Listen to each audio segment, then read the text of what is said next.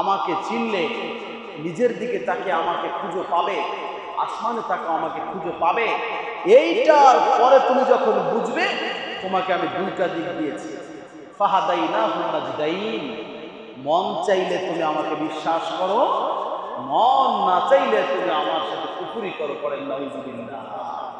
আল্লাহ কিন্তু বলে নাই যে আমার পরিমাণ আনতেই হবে, কোন আয়াত পাবেন না। কথা বুঝে আসছে?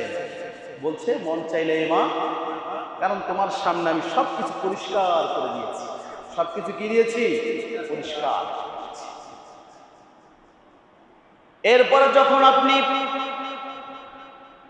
বালেগ হয়ে গেলেন, বালেগ হয়ে যাওয়ার পরে আল্লাহ পাক বলছেন, আব্দুল্লাহ, ও আব্দুর রহমান, তোমার ইচ্ছাটা কি? তুমি কি আমাকে বিশ্বাস করে মুমিন হবে নাকি কাফের হয়ে যাবে? আপনি তো মুমিন হয়ে গেলেন, আল্লাহ তোমাকে বিশ্বাস করি, কালিমা পড়লেন, মুসলমান হলেন, লা ইলাহা ইল্লাল্লাহু মুহাম্মাদুর রাসূলুল্লাহ সাল্লাল্লাহু আলাইহি ওয়াসাল্লাম। আল্লাহ এখন বলে, তুমি যে বিশ্বাস করে মুমিন হইছো, এখন তোমাকে কিছু কাজ আমি দিব। কত পরে দেখছেন, সেই শুরু থেকে খালি নিয়ামত খাওয়াইতেছে, নিয়ামত খাওয়াইতেছে।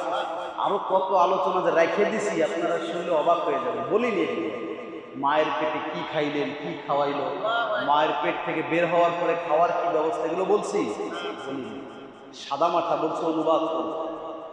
আল্লাহ বলছেন, যখন তুমি এখন মুমিন হলে, আমাকে বিশ্বাস করলে, আমার দলভুক্ত হলে, এখন তোমাকে কিছু কাজ আমি দিব। এই কাজগুলো শুনলে তো মাথা গরম হয়ে যাবে।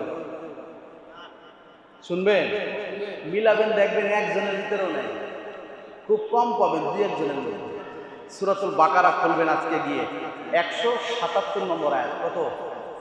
177। আল্লাহ খুব চমৎকার করে বলছেন, কঠিন করে আবার চমৎকার করে দেখেন।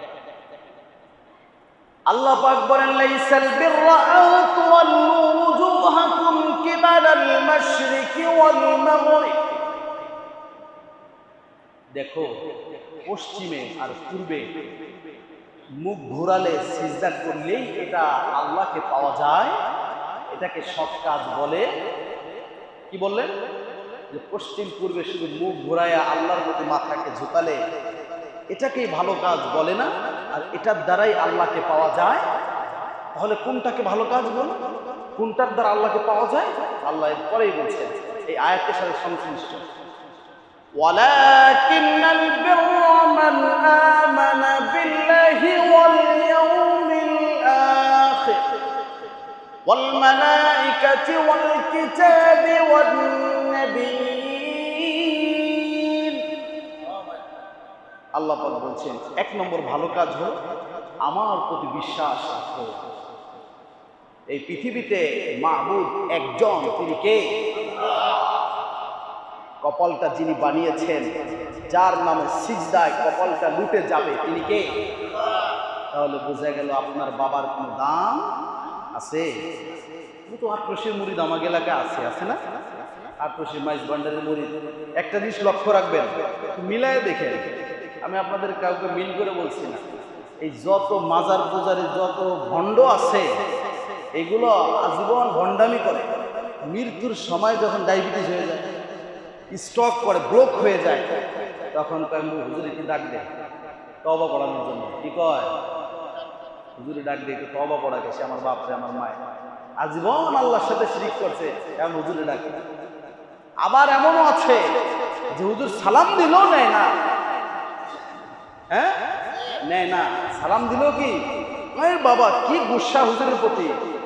এটি চিন্তা করে না যে আমি যদি মারা যাই, আমার বাবা তো আমার জানাজা করাইবে না, আমার এই প্রতিবেশী তো আমার জানাজা করাইবে, এই হুজুররাই তো আমার কি করাইবে।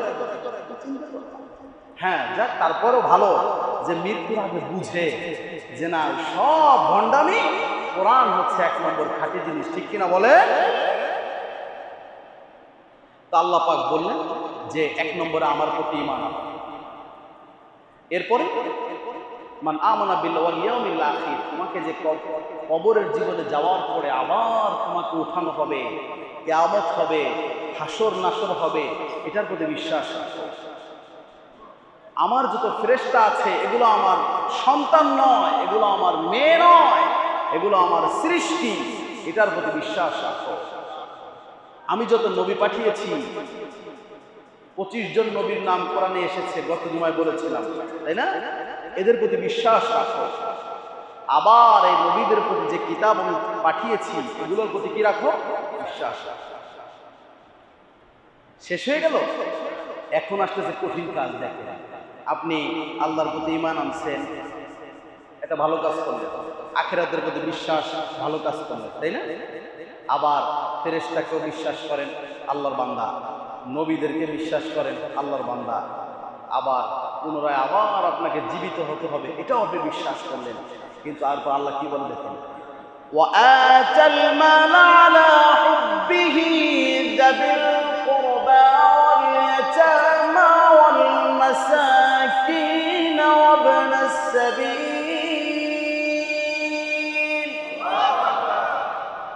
এই জায়গায় সবাই ধরা আপনার।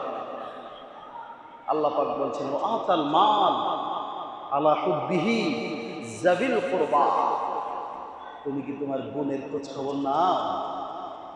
তুমি কি তোমার মায়ের খোঁজ খবর নাও? তোমার চাচা অনাহারে আছে তার খোঁজ খবর নাও? তোমার মামা, তোমার মামি, তোমার প্রতিবেশী অনাহারে আছে, অসহায়, তাদের খোঁজ খবর নাও? একই আয়াতে কিন্তু আল্লাহ পাক বলছে কি? তাহলে বোঝা গেল এর আগের যে কাজের কথা আল্লাহ পাক বলছে এগুলোও মানতে হবে, সাথে সাথে কি ওয়াতাল মাল, মাল দান করো, আলা হুব্বিহি যাবিল কুরবা, যারা নিকট আত্মীয় আছে, প্রতিবেশী আছে, তবে কার জন্য? মানুষ দেখানোর জন্য না, কার জন্য? ওয়াতাল মাল আলা হুব্বিহি যাবিল কুরবা।